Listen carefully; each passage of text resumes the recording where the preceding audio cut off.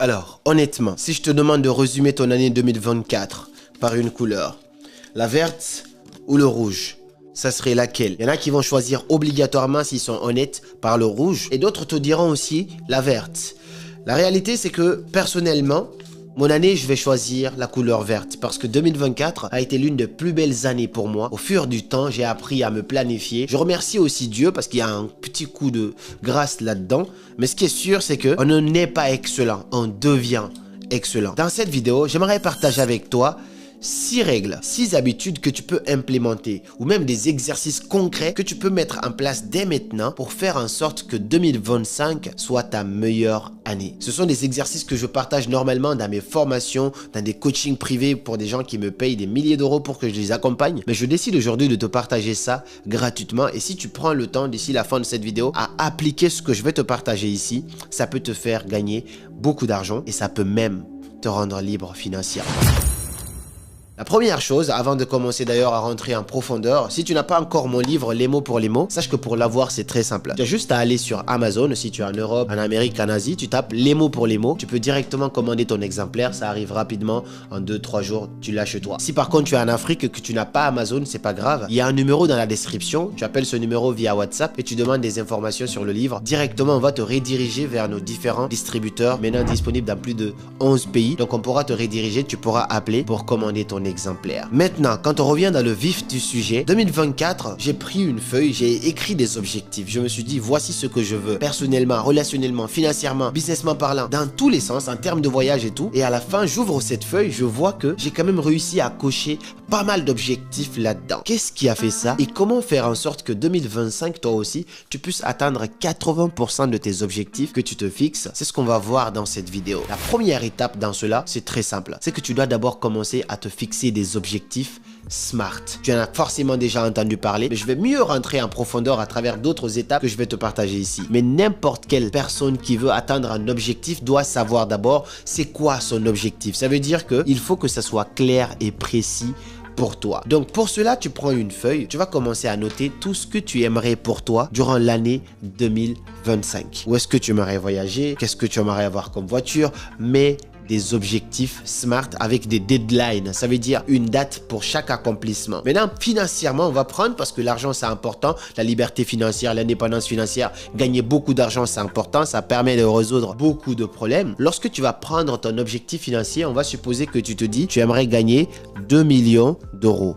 Bon, moi, j'aime bien 2 millions d'euros. Donc, moi, je veux 2 millions d'euros pour l'année 2025. Tu écris les 2 millions d'euros d'ici la fin. Et ensuite, tu vas signer ta feuille. Tout ça, c'est des étapes qu'on a déjà vues dans l'autre vidéo. Si tu ne l'as pas encore vue, tu peux aller la voir après celle-ci. Quand ton objectif est clair, ça commence déjà bien. Parce que tu ne peux pas avoir quelque chose que tu ne sais pas. La première étape pour avoir ce que tu veux, c'est de savoir ce que tu veux. Et pour savoir, il faut passer par cette stratégie-là. Tu écris ton objectif, tu écris ton plan et tu essayes de rendre ça SMART. Première étape. La deuxième chose donc à faire, ça c'est quelque chose de très pratique, c'est d'utiliser la loi de la focalisation. C'est-à-dire, moi en 2016, lorsque j'ai découvert le développement personnel, je me suis vu passionné par la lecture, par l'entrepreneuriat et je me rappelle à ce moment-là, j'avais écrit 10 millions de francs guinéens. Donc c'était à peu près 1000 euros. Moi, je n'avais jamais touché 100 euros de ma vie à ce moment-là en 2016. Et donc je me dis, j'aimerais d'ici quelques mois avoir 10 millions. C'était la loi de la focalisation. Voici ce que j'ai fait. Dans ma chambre, j'ai pris un feutre. J'ai mis 10 millions sur le mur. Je me suis même disputé avec ma mère à ce moment-là parce qu'elle voulait pas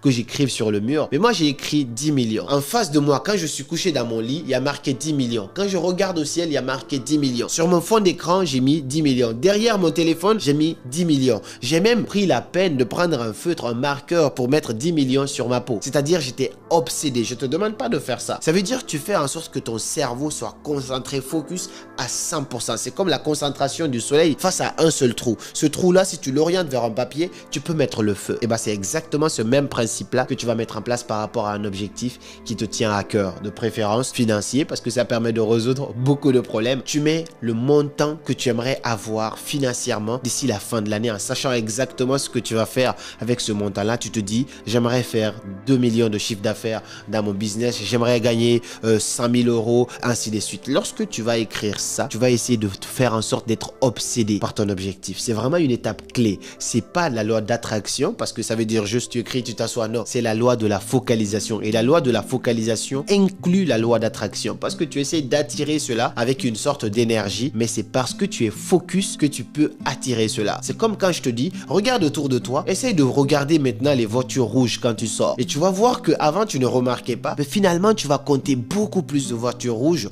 qu'à l'époque. C'est le même principe et c'est exactement comme ça que ça fonctionne. La troisième chose que tu peux faire maintenant, c'est de faire une promesse à un proche. Lorsqu'on se fixe des objectifs ou qu'on a des habitudes qu'on veut tenir, tout à l'heure on va parler d'habitudes dans le 4e niveau, forcément si on est seul face à nous-mêmes, c'est moins bien parce qu'on n'est pas motivé et surtout on ne doit rien à personne. C'est pourquoi personnellement j'ai remarqué quand je suis en Afrique, j'ai plus de facilité de prier régulièrement que quand je suis en Europe. Parce qu'en Europe tu es seul face à toi-même, il n'y a pas un environnement, alors que l'autre, il y a le regard des autres qui va un petit peu contribuer. Je suis désolé de le dire mais c'est ça, beaucoup de gens prient pas parce qu'ils ont plus de foi que d'autres, non, parce que l'entourage fait que si tu ne pries pas, tu es jugé, forcément ça te pousse à prier. Et bien dans les objectifs, on peut appliquer ce même principe là. Ça veut dire quoi? Tu vas promettre à quelqu'un dans ton entourage, lui dire par exemple, ok, moi d'ici la fin de cette année là, je vais faire 2 millions d'euros dans mon business. Tu sais que tu as promis ça à quelqu'un qui compte réellement pour toi, quelqu'un qui a vraiment confiance en toi. Moi j'aime souvent le faire à mes amis proches ou ma partenaire, je vais lui dire, écoute, là, je pense que d'ici tel mois, je vais faire ça. Ou si c'est pour faire du sport, je vais m'entraîner 5 fois par semaine. Et quand je dis ça, je te donne ma parole, je te promets. Regarde, écrivons-le, note-le, ainsi de suite. Même si parfois j'ai pas envie de tenir, mais quand tu penses à la personne qui risque d'être déçue de toi, de ta parole, si tu es en tout cas quelqu'un de parole, quelqu'un digne de parole, forcément tu vas pratiquer ton engagement. Donc ça veut dire que tu vas choisir dans ton entourage quelqu'un, soit avec cette personne-là d'ailleurs, tu vas faire en sorte d'aller vers ton objectif avec cette personne, mais si la personne n'est pas dans le même truc que toi, tu vas juste faire une promesse. Tu vas lui faire la promesse en disant que tu vas pouvoir faire du sport 3 fois par semaine. Tu vas lui faire la promesse en disant que tu vas pouvoir faire 100 000 euros d'ici la fin de cette année. Ça va te permettre d'être engagé d'une certaine manière. Ça, c'est la troisième. La 4e étape maintenant, c'est qu'il faut que tu aies des habitudes non négociables. Des habitudes que tu ne négocies avec personne. C'est-à-dire que qu'il pleuve ou qu'il neige, ces habitudes-là, tu vas les pratiquer, tu vas le faire. C'est comme par exemple, tu peux te dire, voici 3 habitudes que moi je vais te suggérer. Ce sont des habitudes qui vont t'aider à te retrouver, récupérer ton mindset d'abord. Première habitude que tu peux mettre en place pour 2025, c'est de faire au moins 30 minutes de sport chaque jour. Bon, moi je vais te dire 5 fois dans la semaine parce qu'au moins il faut se reposer. Mais au moins 5 fois dans la semaine, tu vas faire 30 minutes de sport. Est-ce que c'est du cardio? Est-ce que c'est de la musculation? Mais faire du sport, ça va te permettre de récupérer ton corps, ton mindset. Tout ça, c'est hyper important. Tu vas être en forme. Et quand tu es en forme, forcément, tu vas pouvoir produire de résultats incroyables parce que ton niveau d'énergie est beaucoup plus élevé. Ça, c'est une première habitude que tu peux installer et tu vas faire la promesse de cela à quelqu'un. Voilà, on l'a déjà vu dans le 3e point. Deuxième habitude que tu peux mettre en place, c'est de lire au moins 30 minutes d'un livre chaque jour. 30 minutes, tu prends ça. Pour moi, 30 minutes sur mon truc, je pense que tu peux le finir facilement parce qu'il est tellement facile. Donc, tu te dis tous les jours, 30 minutes de lecture. Parce que si tu ne lis pas, tout savoir qui n'augmente pas tous les jours diminue tous les jours. Toute richesse qui n'augmente pas tous les jours diminue tous les jours. C'est le même principe. Donc, tu vas te dire 30 minutes de lecture chaque jour. Ça aussi, tu peux faire la promesse à quelqu'un. Je pense que ça va te permettre de pouvoir tenir cela. Et ensuite, 3e habitude que je peux te dire, c'est d'interdire par exemple la cigarette, l'alcool, peu importe ces trucs négatifs, les paris sportifs. C'est toi qui vas te fixer 3 habitudes non négociables qui vont te permettre d'aller vers ton objectif. 3 habitudes non négociables. D'ailleurs, d'ici la fin de cette vidéo, je veux que tu mettes en commentaire quelles sont les 3 habitudes non négociables que tu comptes mettre en place toi pour l'année 2025. Ou est-ce qu'il y en a d'autres habitudes, mais quelles sont les 3 non négociables pour toi? Partage ça dans les commentaires, ça m'intéresse vraiment. 5e habitude ici, 5e chose que tu peux faire qui va transformer et faire de 2025 ta meilleure année, c'est un gros sacrifice, c'est de faire du deep work pendant 2 heures du temps tous les jours sur un projet qui te tient à cœur. Je ne sais pas ce que tu fais. Est-ce que tu es salarié? Est-ce que tu es entrepreneur? Est-ce que tu es étudiant? Est-ce que tu es chômeur? Peu importe les occupations que tu as, il faut que tu parviennes à te dégager 2 heures du temps tous les jours. Si tu as beaucoup de temps, mais dis-toi juste 2 heures. Tu prends un minuteur comme ceci, tu vois, tu programmes ton heure, tu te dis, là je vais bosser par exemple 60 minutes, là tu appuies dessus et tu commences à bosser pendant 60 minutes. Tu bosses sans interruption, sans téléphone,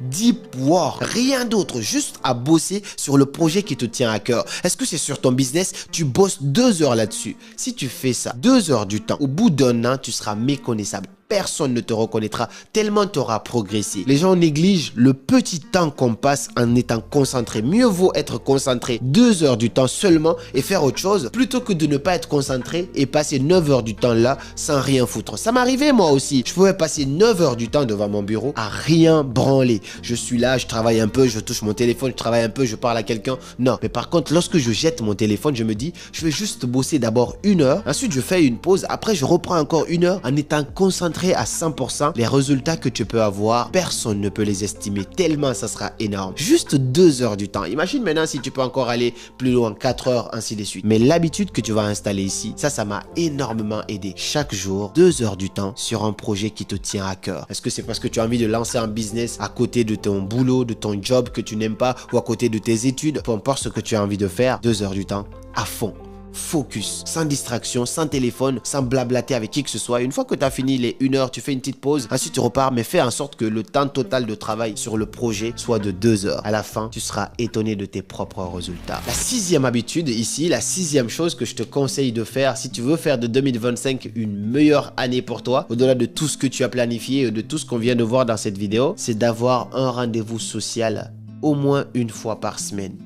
Les gens nous ont menti. La réalité, c'est ça. Même moi, personnellement, on m'a menti. On nous a fait comprendre que pour réussir, il faut s'isoler de tout le monde, ne voir personne, juste travailler, ainsi de suite.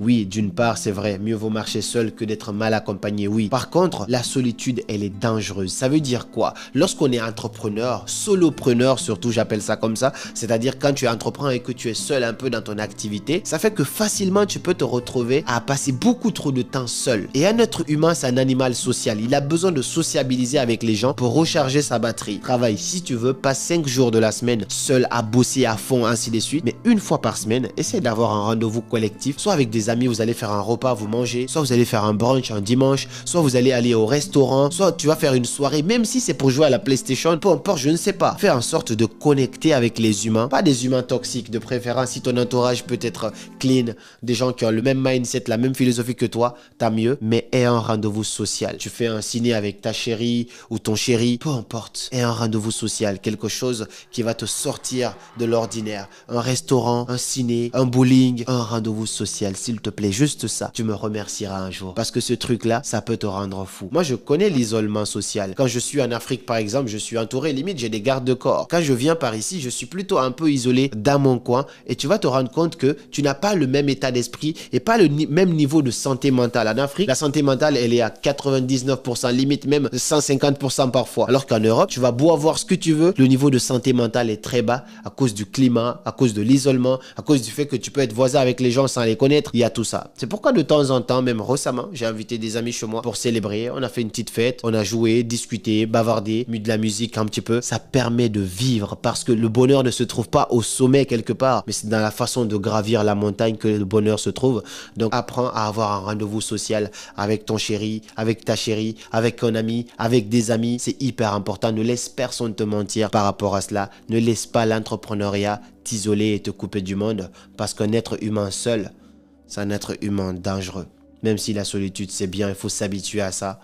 Mais c'est dangereux. C'est dangereux pour lui-même déjà, mais aussi pour la société. Voici pour moi les 6 habitudes que tu peux mettre en place dès maintenant pour faire de 2025 une année incroyable. Que personne ne puisse te reconnaître d'ici la fin de l'année 2025 et que quand je te poserai la question, tu répondrais par quelle couleur ton année 2025. J'espère que cette couleur-là, elle sera brûlée pour toi. Peu importe les aléas de la vie, peu importe ce que la vie t'apportera, tu en finiras par faire quelque chose de vert comme ça. Voici pour cette vidéo. Si elle t'a plu, n'hésite pas à la partager à quelqu'un pour pouvoir aider quelqu'un d'autre aussi à vivre une très belle année 2025. C'est une bonne façon aussi pour toi de souhaiter bonne année à quelqu'un parce que ça lui permet de bien être planifié et d'aller chercher tous ses objectifs. 2025, on est janvier, je vais ouvrir le lien pour prendre rendez-vous avec moi pour pouvoir être accompagné soit par rapport à nos différents programmes qu'on a sur la création de contenu, comment lancer son business en ligne grâce à Internet sur les réseaux sociaux et commencer à générer de l'argent, ou sinon c'est sur l'art oratoire, comment s'exprimer brièvement pour vivre de sa voix, de son art oratoire, ainsi de suite pour impacter et avoir du charisme lorsque tu prends la parole. Tout ça, il y a des formations qu'on est en train de mettre en place par rapport à tout ça. Tu peux réserver un appel et ça nous permettra de savoir vers quoi on peut te rediriger. Et puis moi, je te dis à très bientôt pour de nouvelles vidéos. Et comme toujours, c'était Karamo. Suivez vos rêves, ils connaissent le chemin.